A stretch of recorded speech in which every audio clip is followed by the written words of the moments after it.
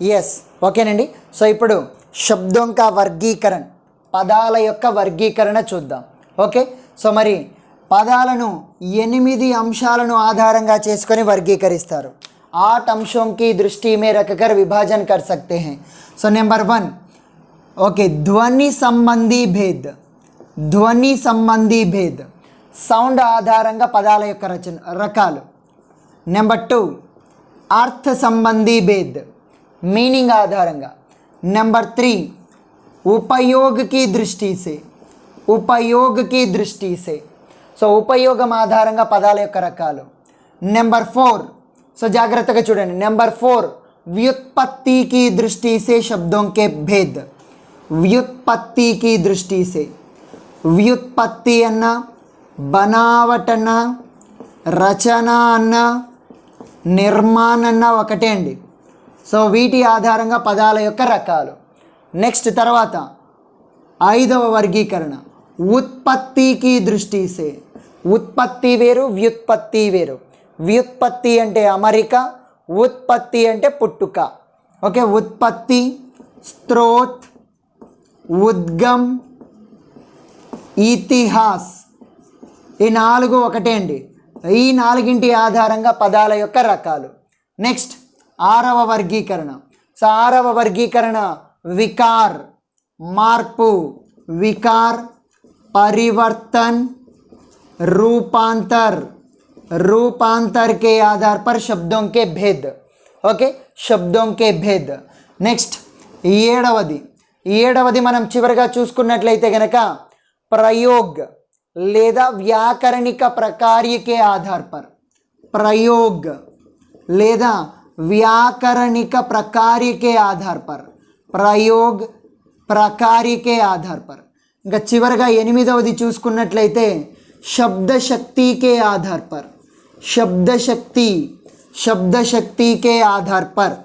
So ఈ రకంగా మనం ఇన్ని రకాలుగా పదాలను వర్గీకరించుకోవడం జరుగుతుందండి. ఓకే, సో మొదటిగా ఏంటండి ధ్వని సంబంధి, తర్వాత अर्थ संबंधी, उपयोग की दृष्टि से, व्युत्पत्ति की दृष्टि से, उत्पत्ति की दृष्टि से, विकार रूपांतर की दृष्टि से, प्रयोग प्रकार की दृष्टि से, शब्द शक्ति की दृष्टि से शब्दों का वर्गीकरण हम कर सकते हैं. సో మొదటిగా ఒక్కొక్క దాని గురించి చూద్దామండి. మొదటిగా ధ్వని సంబంధీ భేద్. ఇవి 2 రకాలు, నెంబర్ 1, నెంబర్ 2. ఓకే, సో అవి ఏవేవి ఉన్నాయి అనేటటువంటిది ఒక్కసారి చూసుకున్నట్లయితే ఇవి 2 రకాలు. ధ్వన్యాత్మక శబ్ద, वर्णनात्मक शब्द. ధ్వన్యాత్మక శబ్ద, వర్ణనాత్మక శబ్ద. ఓకే, సో ఇది మొదటి రకం అండి. అన్నింటి గురించి ఫస్ట్ రకాలు రాసుకుందాం, తర్వాత ఒక్కొక్క దాని గురించి ఎలాబరేట్గా తెలుసుకుందాం. अर्थ की दृष्टि से ఇవి కూడా 2 రకాలు. सार्थक शब्द, निरर्थक शब्द. सार्थक शब्द, निरर्थक शब्द. మరి उपयोग की दृष्टि से, उपयोग की दृष्टि से 6 రకాలు. उपयोग की दृष्टि से 6 రకాలు, 6 రకాలు. ఓకే, సో అదేంటంటే కనుక ఏకార్థక శబ్ద, 2 భిన్నార్థక శబ్ద. ఓకే, ఏకార్థక తర్వాత అనేకార్థక శబ్ద, అనేకార్థక శబ్ద. నెక్స్ట్ 3వది సమానార్థక శబ్ద, సమానార్థక శబ్ద. తర్వాత 4వది విలోమార్థక శబ్ద, విలోమార్థక శబ్ద. నెక్స్ట్ 5వది श्रुत संभिन्नार्थी शब्द, श्रुत संभिन्नार्थक शब्द, श्रुत संभिन्नार्थी शब्द. 6वది विकल्पार्थक शब्द, विकल्पार्थक शब्द, వికల్పార్థక శబ్ద అండి. సో ఈ రకంగా 6 రకాలుగా మనము ఉపయోగాన్ని బట్టి మనం వాడుకోవడం జరుగుతుంది. ఓకే, అనేకార్థకే మరొక పేరు నానార్థక శబ్ద అని అంటారు, భిన్నార్థక శబ్ద అంటారు. సమానార్థకనే పర్యాయవాచి అని అంటారు. విలోమార్థకనే వ్యతిరేకార్థక, విరోధార్థక అని కూడా అంటారు. మరి శృత సంభిన్నార్థక శబ్దాలనే समरूप शब्द అని అంటారు. మరి వికల్పార్థక్ నే అనేక్ శబ్దం కే లియే ఏక్ శబ్ద కొత్తగా 10th క్లాస్లో ఇంట్రడ్యూస్ చేశారు కదండి అవి. So one word substitute words అని అంటారు. సో ఈ రకంగా మనం 3 రకాలుగా చూసాం. నెక్స్ట్ ఈ యొక్క వ్యుత్పత్తికి దృష్టి సే ఇవి 4 రకాలండి. వ్యుత్పత్తి కాదు 3 రకాలే. व्युत्पत्ति की दृष्टि से, रचना बनावट की दृष्टि से रूढ़ शब्द, यौगिक शब्द, नेक्स्ट योगरूढ़ शब्द, योगरूढ़ शब्द, रूढ़ यौगिक योगरूढ़ शब्द. नेक्स्ट इंका व्युत्पत्ति की दृष्टि से इवी 4 रकालु. नंबर 1 तत्सम शब्द, नंबर 2 तद्भव शब्द, नंबर 3 देशज शब्द, नंबर 4 विदेशी शब्द. नेक्स्ट मरी तरवात 6वది विकार रूपांतर की दृष्टि से इवी 2 रकाले. नंबर 1 विकारी शब्द, नंबर 2 अविकारी शब्द. వీటిని అవ్యయ్ అని అంటారు, వీటిని వ్యయ్ అని అంటారు. నెక్స్ట్ व्याकरणिक प्रकार्य లేదా सो प्रयोग की दृष्टि से और प्रकार्य की दृष्टि से అయితే 8 రకాలు. వీటినే శబ్దభేద్ పార్ట్స్ ఆఫ్ స్పీచ్ అని అంటారండి. సో అవి ఏమేమి ఉన్నాయంటే సంజ్ఞా శబ్ద, सर्वनाम शब्द, नंबर 3 विशेषण, नंबर 4 क्रिया, नंबर 5 क्रिया विशेषण, नंबर 6 संबंध बोधक, नंबर 7 समुच्चय बोधक, नंबर 8 विस्मयादि बोधक. ओके, संबंध बोधक, समुच्चय बोधक, विस्मयादि बोधक. सो ఈ రకంగా 8 पार्ट्स ऑफ स्पीच प्रयोग प्रकारी के आधार पर शब्दों के वर्गीकरण के अंतर्गत आते हैं. सो మరి ఇంకా చివరిగా శబ్ద శక్తి के आधार पर. ओके, सो మొదటగా अभिधा शब्द, लाक्षणा शब्द, వీటిని లాక్షణిక शब्द. ओके, सो లాక్షణిక शब्द. నెక్స్ట్ మూడవది వ్యంగ్య శబ్ద, వ్యంజనా శబ్ద లేదా వ్యంగ్య శబ్ద అని అంటారు. అభిధా శబ్ద లేదా వాచక శబ్ద అని కూడా అంటారండి. ఓకే, అభిధా శబ్ద, లాక్షణిక శబ్ద, వ్యంగ్య శబ్ద అని 3 రకాలుగా మనం శబ్ద శక్తిని అనుసరించి వర్గీకరించుకోవడం జరుగుతుంది. సో ఇదండి ఇప్పటి వరకు ఉన్నటువంటి శబ్దాల యొక్క వర్గీకరణకు సంబంధించినటువంటి కొద్ది సమాచారం. ఓన్లీ పదాలు మాత్రం, పేర్లు మాత్రమే చూసాం. సో ఇప్పుడు ఒక్కొక్క దాని గురించి పూర్తి వివరాలు మనం తెలుసుకుందాం. సో నేను మొదటగా తీసుకుంటున్నాను ధ్వని సంబంధీ భేద్. ఓకే, సో మొదటగా ధ్వని సంబంధీ భేద్. సో ఇది 2 రకాలు. ధ్వని సంబంధీ భేద్ 2 రకాలు. సో అవి ఏవేవి వస్తాయి అంటే కనుక మొదటిది ధ్వన్యాత్మక శబ్ద, రెండవది వర్ణనాత్మక శబ్ద. ధ్వన్యాత్మక, వర్ణనాత్మక. సో ధ్వన్యాత్మక అనగా పక్షులు, జంతువులు, ప్రాణం లేని వస్తువుల యొక్క చప్పుళ్లను మనం ధ్వన్యాత్మక శబ్దాలుగా తీసుకోవచ్చు. జంతువులు, పక్షుల యొక్క అరుపులు, కూతలు, వస్తువుల యొక్క చప్పుళ్ళు ధ్వన్యాత్మక పదాల క్రిందికి వస్తాయి. తలుపు కెర్రున తెరుచుకుంది అని అంటాం. ఆ కెర్రున అనేటటువంటిది ధ్వన్యాత్మక శబ్దం అండి. ఓకే, సో మరి అదేవిధంగా పక్షులు కిచకిచలాడుతున్నాయి, కిచకిచ. ఓకేనా. సో మరి ఆవు అంబా అనింది, అంబా. సో మరి వీటినే ధ్వన్యాత్మక శబ్ద అంటామండి. సో మరి ఇవి ఆవు అంబా అనడం కొంతమందికి కరెక్ట్గా వినిపిస్తుంది, కొంతమందికి కరెక్ట్గా వినిపించదు. అందుకే ఇలాంటి పదాలు స్పష్ట రూప్ మే సునాయి నహీ దేతే, स्पष्ट रूप में सुनाई नहीं देते और स्पष्ट रूप में समझ में नहीं आते हैं. ఓకేనా. సో మరి వస్తువుల యొక్క చప్పుళ్ళని కటోరా జంజనాహట్ కే సాత్ నీచే గిర్ గయా, జంజనాహట్ అని అంటాం కదండి. సో అది ధ్వన్యాత్మక శబ్దని దాని కిందికి వస్తుందండి. మనకి బరస్తే బాదల్ పాఠం చూసినట్లయితే కనుక జమ్ జమ్ జమ్ జమ్ మేఘ్ బరస్తే హై సావన్కే, జమ్ జమ్ జమ్ జమ్ అనేటటువంటిది ఈ ధ్వన్యాత్మక శబ్ద కిందికే వస్తుందండి. గుమడ్ గుమడ్ కర్ మేఘ్ భరితే గర్జన్, ఆ గుమడ్ గుమడ్ అనేటటువంటిది ధ్వన్యాత్మక శబ్ద కిందికే వస్తుందన్నమాట. సో ఉదాహరణలను మనం రాసుకున్నట్లయితే ఓకే, ఝమ్ ఝమ్ ఝమ్ ఝమ్, ఘుమడ్ ఘుమడ్, ఘుమడ్ ఘుమడ్, ఇలాంటి పదాలు ధ్వన్యాత్మక పదాల క్రిందికి వస్తాయి. మరి వర్ణనాత్మకనగా ఇలాంటి చప్పుళ్ళు, అరుపులు, కూతలు కాకుండా స్పష్టంగా వినిపించేవి, అర్థాలను కలిగినటువంటివి. ఇవి స్పష్ట రూప్ మే సమజ్ మే ఆతే హై, స్పష్ట రూప్ మే సమజ్ మే ఆతే హై और सुनाई देते हैं. స్పష్ట రూప్ మే సమజ్ మే ఆతే హై और స్పష్ట రూప్ మే సునాయి దేతే హై. ఎలాంటి పదాలంటే కనుక సార్థక పదాలండి. సార్థక, ఓకే సార్థక కాదు, వర్ణనాత్మక పదాలు. ఓకేనా? సో మరి మానవ జీవితంలో ఈ రెండింటిలో ఏ పదాలను ఎక్కువగా వాడతాడంటే ఈ యొక్క వర్ణనాత్మక పదాలనే ఎక్కువగా వాడతాడు. మానవ జీవన్ కా సంబంధ అత్యధిక वर्णनात्मक शब्दों से होता है. మానవ జీవన్ కా సంబంధ వర్ణనాత్మక శబ్దం సే హోతా హై. ఓకేనండి? సో రిమ్ జిమ్ అనే పదం దేని కిందికి వస్తుంది? ఈ యొక్క ధ్వన్యాత్మక కిందికి వస్తుందండి. సో ఇది ఇప్పటి వరకు ఉన్నటువంటి ధ్వని సంబంధి భేద్ అండి. సో నెక్స్ట్ ధ్వని సంబంధి భేదం మళ్ళీ ఒక్కసారి చూద్దాం. స్పష్ట రూప్ మే సునాయి నహీ దేతే ధ్వన్యాత్మक, సునాయి దేతే హై और समझ में आते हैं వర్ణనాత్మక అండి. నెక్స్ట్ జమ్ జమ్ జమ్, రిమ్ జిమ్ ధ్వన్యాత్మక్. పాఠశాల, కలం, మందిర్ ఇలాంటి పదాలు వర్ణనాత్మక శబ్ద కిందికి వస్తాయండి.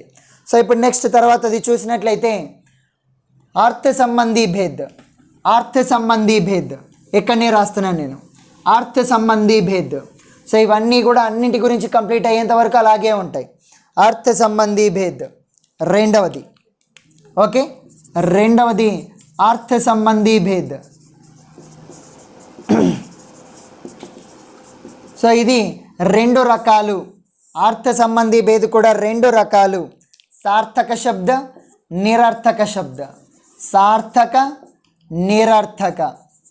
ఓకే, అర్థవంతమైనటువంటి పదాలు, అర్థం లేనటువంటి పదాలు. అర్థవంతమైనవి, అర్థం లేనటువంటి పదాలు. సో మరి అర్థము అంటే అర్థం ఏంటండి? అర్థము అంటే అర్థం చిత్రము, బొమ్మ. ఒక పదాన్ని ఉచ్చరించినప్పుడు ఎదుటి వ్యక్తి మస్తిష్కంలో ఆ పదానికి సంబంధించిన బొమ్మ కనిపిస్తే అది సార్థక శబ్దం అవుతుంది. ఆ బొమ్మ కనిపించకపోతే నిరర్థక శబ్దం అవుతుంది. ఉదాహరణకి గినపక, గినపక అనేటటువంటి ఒక పదం ఉందండి. గినపక అంటే అర్థం ఏంటండి? సో ఏంటి గినపక అంటే? ఏమో తెలీదు. సో ఏ బొమ్మ మన మెదడులో వెలగడం లేదు. సో దీనికి సంబంధించిన చిత్రం మనకి ఐడియా రావడం లేదు. సో కాబట్టి ఇది అర్థం లేని పదం, నిరర్థక శబ్దం అండి. సో మరి అదేవిధంగా ఇది చెప్పండి, గిలహరి. గిలహరి అంటే అర్థం ఏంటండి? ఉడత. గిలహరి అంటే ఉడత. సో గిలహరి అనే పదం వింటూనే మనకి ఉడత గుర్తుకొస్తుంది. ఉడత బొమ్మ మన మస్తిష్కంలో వెలుగుతుంది. సో కాబట్టి ఇది అర్థవంతమైనటువంటి పదం, ఇది అర్థం లేని పదం. ఏ బొమ్మ మన మెదడులో వెలగకపోతే నిరర్థక్, ఏదో ఒకటి వెలిగితే సార్థక్. ఓకేనా? సో కాబట్టి చిత్ర या प्रतिमा, चित्र या प्रतिमा, उस शब्द से संबंधित चित्र या प्रतिमा मस्तिष्क में उद्बुद्ध होती है. मस्तिष्क में उद्बुद्ध होती है, मस्तिष्क में उद्बुद्ध होती है. ఓకేనండి? సార్థక పదాల్లో దీనికి సంబంధించిన బొమ్మ, చిత్రము దాగి ఉంటుంది. సో ఇన్కే ఉచ్చారణ సే प्रतिमा या चित्र मस्तिष्क में उद्बुद्ध అంటే వెలగడం. మరి प्रतिमा निहित होती है, प्रतिमा निहित होती है ఎలాంటి పదాల్లో అంటే సార్థక పదాల్లో. మరి నిరర్థక పదాల్లో, నిరర్థక పదాల్లో प्रतिमा निहित नहीं होती, प्रतिमा नहीं रहती है. ఓకేనండి? బొమ్మ ఉండకపోతే అది నిరర్థక్, బొమ్మ కనిపించినట్లయితే సార్థక్. ఉదాహరణలు మనం చూసుకున్నట్లయితే పాఠశాల పేరు వినగానే స్కూల్ బొమ్మ, మందిర్ పేరు వినగానే దేవాలయం బొమ్మ, కలం పేరు వినగానే పెన్ను బొమ్మ గుర్తుకొస్తాయి. మరి ఇక్కడ నిరర్థక పదాలకు సంబంధించి ఉదాహరణలు మనం తీసుకున్నట్లయితే చపటని, చపటకి ఏ అర్థం లేదు. దిశ, ఓకే, దిప, లవ ఏ అర్థం లేదు. ఇలాంటివి ఏదో ఒక కొన్ని అక్షరాల సమూహం. ఓకేనండి. సో మరి జాగ్రత్తగా చెప్పండి, సాహిత్యంలో ఎక్కువగా ఏ పదాలు వాడతారు? सार्थक पदाले वाड़तारू. साहित्यिक भाषा का संबंध सार्थक शब्दों से होता है. साहित्यिक भाषा का संबंध सार्थक शब्दों से होता है. आ पॉइंट चाला इंपॉर्टेंट रास्कोंडी. साहित्यिक भाषा का संबंध सार्थक शब्दों से होता है. साहित्यिक भाषा का संबंध सार्थक शब्दों से होता है. సో ఇప్పటికీ మనం రెండు రకాలైనటువంటి వర్గీకరణలను మనం చూసామండి. సో నెక్స్ట్ వర్గీకరణ उपयोग की दृष्टि से, उपयोग की दृष्टि से జాగ్రత్తగా చూద్దాం. ఉపయోగ की दृष्टि से ఉపయోగం ఆధారంగా పదాలు 6 రకాలు. ఉపయోగ की दृष्टि से పదాలు 6 రకాలు. సో మరి ఆ 6 గురించి మనం తెలుసుకుందాం. 1 ఏకార్థక, ఏకార్థక. 2 ఓకే అనేకార్థక, అనేకార్థక. వీటిని భిన్నార్థక శబ్ద అని కూడా అంటారు. 3 సమానార్థక, వీటిని పర్యాయవాచి శబ్ద అని కూడా అంటారు.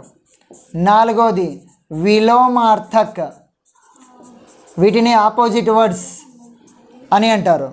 నెక్స్ట్ శృత సంభిన్నార్థి, వీటిని మరొక రకంగా ఏమనొచ్చు అంటే కనుక సమరూప శబ్ద అని కూడా అంటారు. సమరూప శబ్ద. ఓకే, శృత సం, శృత సం భిన్నార్థక శబ్ద. శృత సం భిన్నార్థక శబ్దాన్ని సమరూప శబ్ద అంటారు. 6వది చిట్ట చివరిగా వికల్పార్థక శబ్ద. వికల్పార్థక శబ్ద, వికల్పార్థక శబ్దని ఈ 6 రకాలుగా వర్గీకరించుకోవచ్చు. సో ఇవన్నీ కూడా మనకి ఎగ్జామ్లో వచ్చేటటువంటివే అండి. ఏమంటే పేర్లను మనం ఇప్పుడు కొత్తగా తెలుసుకుంటున్నాం. ఏకార్థక అనగా ఏ సందర్భంలో అయినా సరే ఒకే అర్థాన్ని ఇచ్చే పదాలను ఏకార్థక్ అంటారు. ఉదాహరణకి చూద్దామండి. మందిర్ అనేటటువంటి పదం ఉందండి. ఎప్పుడు ఏ వాక్యంలో చూసినా సరే మందిర్ అంటే మనకి గుర్తుకొచ్చేది దేవాలయం బొమ్మనే. ఓకే, సో అలాంటి పదాలను ఏకార్థక శబ్ద అంటాం. ఇప్పుడు అనేకార్థక శబ్ద చూద్దాం. ఇది తెలుసుకుంటే కనుక ఈ ఏకార్థక అనేది అర్థమవుతుంది. అనేకార్థక పదాలు వేరు వేరు వాక్యాల్లో వేరు వేరు అర్థాలని, వేరు వేరు సందర్భాల్లో వేరు వేరు అర్థాలని ఇస్తాయి. ఉదాహరణకి చూద్దాం. కర్, కర్ అంటే అర్థం ఏంటండి? 2 అర్థాలు ఉన్నాయి. సో నేను ఒక వాక్యం చెబుతున్నాను. ఓకే, సో తుమ్హారే కర్ మే మై పైసే రఖతా హూ. తుమ్హారే కర్ మే మై పైసే రఖతా హూ అంటే నీ చేతిలో నేను డబ్బులు ఉంచుతున్నాను అని అర్థం. నెక్స్ట్ ఇంకొకటి చూడండి. మై కర్ చుకానే జా రహా హూ. మై కర్ చుకానే జా రహా హూ. ఇక్కడ చెప్పండి, కర్ అంటే పన్ను, ట్యాక్స్. ఓకే, చూడండి కర్ అనేది పదం ఒకటే, కానీ ఒక సందర్భంలో ట్యాక్స్ అనేటటువంటి అర్థం వచ్చింది, ఒక సందర్భంలో హ్యాండ్ అనేటటువంటి అర్థం వచ్చింది. అదేవిధంగా హల్, హల్ అనేది ఒక సందర్భంలో నాగలి అనే అర్థాన్ని ఇస్తుంది, మరొక సందర్భంలో పరిష్కారం అనేటటువంటి అర్థాన్ని ఇస్తుంది. సో ఈ రకంగా. అదేవిధంగా ఫల్, ఫల్ అనేటటువంటిది ఒక సందర్భంలో పండు అనే అర్థాన్ని ఇస్తుంది, మరొక సందర్భంలో పరిణామం, రిజల్ట్ అనేటటువంటి అర్థాన్ని ఇస్తుంది. సో ఈ రకంగా వేరు వేరు సందర్భాల్లో వేరు వేరు అర్థాలను ఇచ్చే ఈ కర్, హల్, ఫల్ అనే పదాలను అనేకార్థక శబ్ద, భిన్నార్థక శబ్ద అని అంటారు. అదే మందిర్ అనేటటువంటిది తీసుకున్నామనుకోండి, అది ఎప్పుడు తీసుకున్నా దేవాలయమే. అదేవిధంగా కలం అనేటటువంటిది తీసుకున్నామనుకోండి, సో కలం కాకోకుండా ఇంకా ఏవైనా ఉన్నట్లయితే కనుక జల్, ఓకే, జల్ అనేటటువంటిది తీసుకున్నారనుకోండి, సో ఎప్పుడైనా అది. సో మరి ఓకే, జల్ అనే దానికి కూడా మళ్ళీ జీవితము అనేటటువంటి అర్థం ఉందండి. సో అది మళ్ళీ పెద్ద ప్రాబ్లం అయిపోతుంది. నెక్స్ట్ ఇంకా మనం తీసుకున్నట్లయితే పేడ్, ఇది ఎప్పుడు వచ్చినా సరే చెట్టు అనే అర్థమే వస్తుందన్నమాట. నెక్స్ట్ ఇంకా కూడా కాగజ్, కాగజ్. సో ఇలాంటివన్నీ కూడా ఏకార్థక. వేరు వేరు సందర్భాల్లో వేరు వేరు అర్థాలను ఇచ్చినట్లయితే అది అనేకార్థక. నెక్స్ట్ ఇప్పుడు సమానార్థక్ అనగా ఒకే అర్థాన్ని ఇచ్చే 4-5 పదాలను సమానార్థక్ అంటారండి. ఉదాహరణకి మనం చూసుకున్నట్లయితే జాగ్రత్తగా చూద్దాం. ఒకే అర్థాన్ని ఇచ్చేటటువంటి 4-5 పదాలు: మా, జనని, మాత. ఓకే, మా, జనని, మాత, అమ్మ. సో ఇలాంటివన్నీ కూడా ఏమవుతాయంటే ఈ 4 పదాలు సమానార్థక పదాలు అవుతాయి. సమానార్థక పదాలు అవుతాయి. నెక్స్ట్ ఇంకా విలోమార్థక పదాలు అనగా ఒకదానికి ఒకటి ఆపోజిట్గా ఉండేటటువంటి పదాలు. ఉదాహరణకి సుఖ దుఃఖ, సుఖ దుఃఖ. నెక్స్ట్ దినరాత్, దినరాత్. నెక్స్ట్ లాభనష్ట, లాభనష్ట.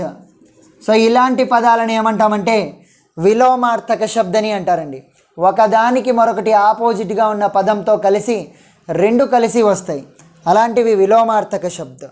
ఇంకా శృత సంభిన్నార్థక శబ్ద, శృత సంభిన్నార్థక శబ్ద. సో అనగా ఇవి వినడానికి ఒకే రకంగా ఉంటాయి, అంటే చూడడానికి శృత సం అంటున్నాం కదా, వినడానికి ఒకే రకంగా ఉంటాయి కానీ అర్థాలు మాత్రం వేరు వేరు అర్థాలను ఇస్తాయి. సో ఉదాహరణకి ఉదర్, ఉదర్ అంటే పొట్ట, ఉదార్ అంటే అప్పు, ఉదార్ అంటే అప్పు, ఉదర్ అంటే పొట్ట. సో చూడండి వినడానికి ఒకే రకంగా ఉన్నాయి, ఓకే, కానీ అర్థం మాత్రం వేరువేరుగా ఉంది. అదేవిధంగా ఇంకా ఏ రకమైనటువంటివి అపేక్ష, ఉపేక్ష, అపేక్ష, ఉపేక్ష. అపేక్ష అంటే కనుక ఆశించడం, ఉపేక్ష అంటే వదిలివేయడం. అపేక్ష ఆశించడం, ఉపేక్ష వదిలివేయడం. సో ఇలాంటివి ఇంకా కూడా మనం తీసుకుంటే క్రాంతి, కాంతి. క్రాంతి అంటే విప్లవము, కాంతి అంటే వెలుగు. సో ఈ రకంగా మనం శృత సంభిన్నార్థక శబ్దాలను మనం చూడొచ్చు. సో ये सुनने में समान लगते हैं परंतु इनका अर्थ भिन्न भिन्न होते हैं. విలోమార్థక్, సో ఆపోజిట్ వర్డ్స్. సమానార్థక్, సినోనిమ్స్, పర్యాయ పదాలు. సో అనేకార్థక్, రకరకాల సందర్భాల్లో రకరకాల అర్థాలను ఇస్తాయి. ఏకార్థక్ అంటే కనుక ఒకే అర్థాన్ని ఇచ్చేటటువంటి పదాలు. ఒక అర్థాన్ని ఏ సందర్భంలో తీసుకున్నా సరే మరి దానికి అర్థం ఒకటే ఉంటుంది. నెక్స్ట్ చివరిగా వికల్పార్థక శబ్ద. వికల్పార్థక శబ్ద అంటే కనుక సో జాగ్రత్తగా చూడండి, ఒక 2 లేదా అంతకంటే ఎక్కువ పదాలు కలిపి, 2 లేదా అంతకంటే ఎక్కువ పదాలను కలిపి ఒకే పదంగా మార్చడాన్ని వికల్ప, ఒకే పదంగా మార్చి వాడుతున్నట్లయితే సో అటువంటి పదాలనే వికల్పార్థక శబ్దని అంటారండి. ఓకే, సో 2 లేదా అంతకంటే ఎక్కువ పదాలను కలిపేసి ఒకే పదంగా మార్చుకొని వాడుతున్నట్లయితే అటువంటి దాన్నే వికల్పార్థక శబ్ద అని అంటారు. సో మరి వీటిని చూసినట్లయితే 1 వర్డ్ సబ్స్టిట్యూట్ అని మనం ఇంగ్లీష్లో అంటాం. సో ఇలాంటిదే అనేక్ శబ్దం కే లియే ఏక్ శబ్ద అనే పేరుతో మనకి ఇప్పుడు హిందీలో ఇవ్వబడుతున్నాయి. ఉదాహరణకి మన్కో భానే వాలా, మన్కో భానే వాలా, మనసుకి నచ్చేటటువంటి. ఈ మన్కో భానే వాలా, మన్కో భానే వాలా. చూడండి ఇక్కడ 4 పదాలు ఉన్నాయి, వీటన్నింటి కోసం ఒకటే పదమే వాడచ్చు. వీటన్నింటికి వికల్పంగా, వీటన్నింటికి ప్రత్యామ్నాయంగా ఒకటే పదాన్నే వాడచ్చు. అదేదంటే मन भावन, मन भावन. ओकेना, मन भावन. नेक्स्ट युद्ध में स्थिर रूप में रहने वाला, युद्ध में स्थिर रूप में रहने वाला, युधिष्ठिर, युधिष्ठिर. नेक्स्ट जन्म से मृत्यु तक, जीवन पर्यंत, जीवन पर्यंत. जिस व्यक्ति के लिए शत्रु नहीं जन्म लिया, जिस व्यक्ति की जिस व्यक्ति के शत्रु नहीं जन्म लिया ఏమంటామంటే అజాత శత్రు, అజాత శత్రు. సో ఈ రకంగా అనేక పదాల కోసం ఒక పదాన్నే మనం వాడుకున్నట్లయితే అటువంటి వాటిని వికల్పార్థక శబ్ద అంటాం. ఓకేనా. సో ఇవి प्रयोग की दृष्टि, ओके प्रयोग कादंडी उपयोग की दृष्टि से मरी शब्दों के प्रकार, शब्दों के प्रकार. సో మరి ఇంతవరకు చూసాం. మరి నెక్స్ట్ వీడియోలో వ్యుత్పత్తి, ఉత్పత్తి ఈ రెండింటికి సంబంధించినటువంటి వర్గీకరణలు మనం చూద్దామండి. ఓకే, నెక్స్ట్ వీడియోలో చూద్దాం.